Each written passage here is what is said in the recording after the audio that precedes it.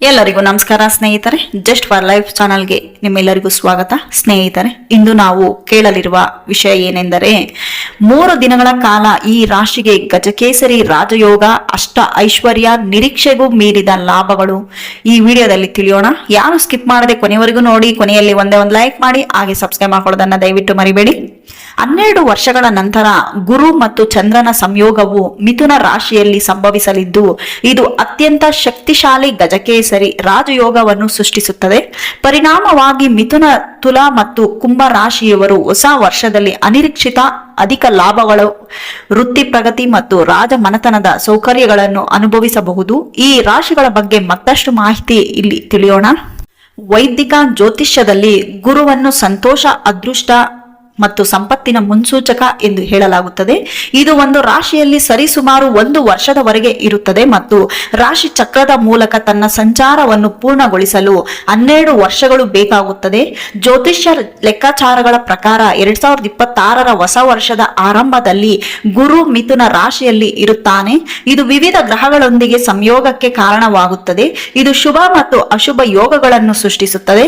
ಗುರು ಮತ್ತು ಚಂದ್ರನ ಒಕ್ಕೂಟವು ಶಕ್ತಿಶಾಲಿ ಗಜಕೇಸರಿ ರಾಜಯೋಗವನ್ನು ಸೃಷ್ಟಿಸುತ್ತದೆ ಎಂದು ನಿರೀಕ್ಷಿಸಲಾಗಿದೆ.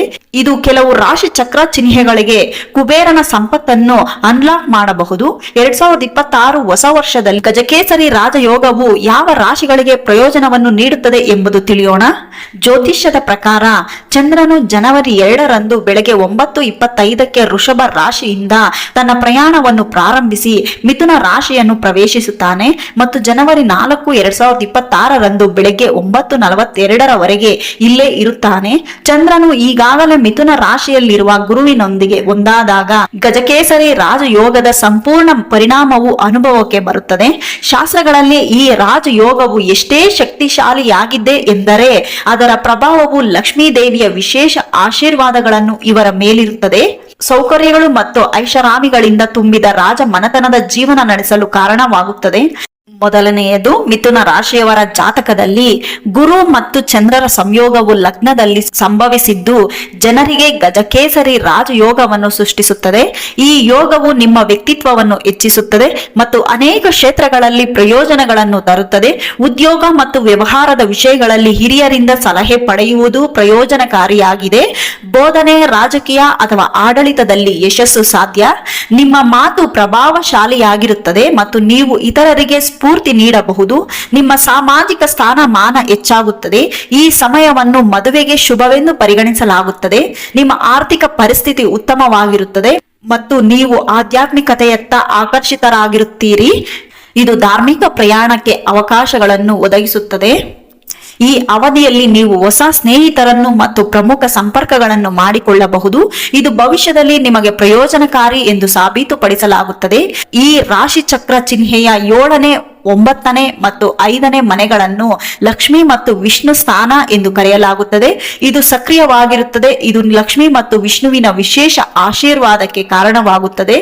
ಮಿಥುನ ರಾಶಿಯವರು ವಿಷ್ಣುವಿಗೆ ಕೇಸರಿ ತಿಲಕವನ್ನು ಹಚ್ಚಬೇಕು. ತುಲಾ ರಾಶಿಯವರ ಜಾತಕದಲ್ಲಿ 9ನೇ ಮನೆಯಲ್ಲಿ ಗಜಕೇಸರಿ ರಾಜಯೋಗ ರೂಪುಗೊಳ್ಳುತ್ತಿದೆ.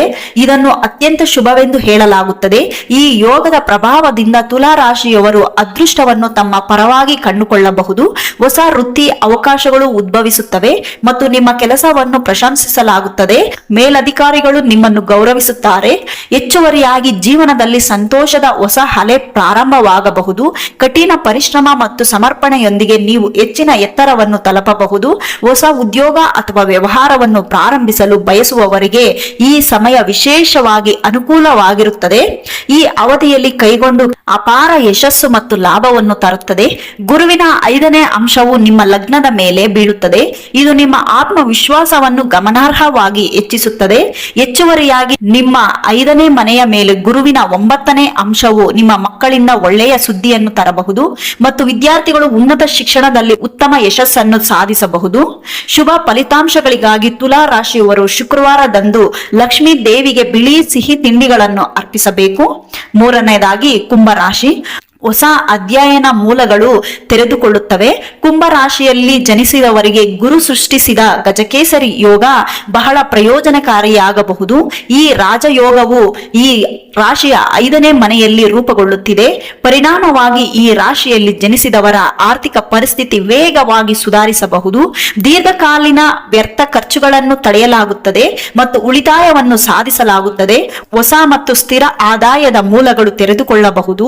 ಈ ರಾಶಿಯಲ್ಲಿ ಜನಿಸಿದವರು ಆನ್ಲೈನ್ ವ್ಯವಹಾರದ ಮೂಲಕ ಗಮನಾರ್ಹ ಪ್ರಯೋಜನಗಳನ್ನು ಪಡೆದುಕೊಳ್ಳಬಹುದು. ಈ ಅವಧಿಯಲ್ಲಿ ವಿದ್ಯಾರ್ಥಿಗಳು ಗಮನಾರ್ಹವಾಗಿ ಪ್ರಯೋಜನ ಪಡೆಯಬಹುದು. ಉನ್ನತ ಶಿಕ್ಷಣವನ್ನು ಪಡೆಯುವ ಅವರ ಕನಸುಗಳು ನನಸಾಗಬಹುದು. ನೀವು ಆಧ್ಯಾತ್ಮಿಕತೆಯ ಕಡೆಗೆ ಒಲವು ತೋರುತ್ತೀರಿ ಮತ್ತು ನೀವು ಹಲವಾರು ಧಾರ್ಮಿಕ ತೀರ್ಥ ಯಾತ್ರೆಗಳನ್ನು ಸಹ ಕೈಗೊಳ್ಳಬಹುದು. ಪ್ರೀತಿ ಮತ್ತು ವೈವಾಹಿಕ ಜೀವನವು ಉತ್ತಮವಾಗಿರುತ್ತದೆ.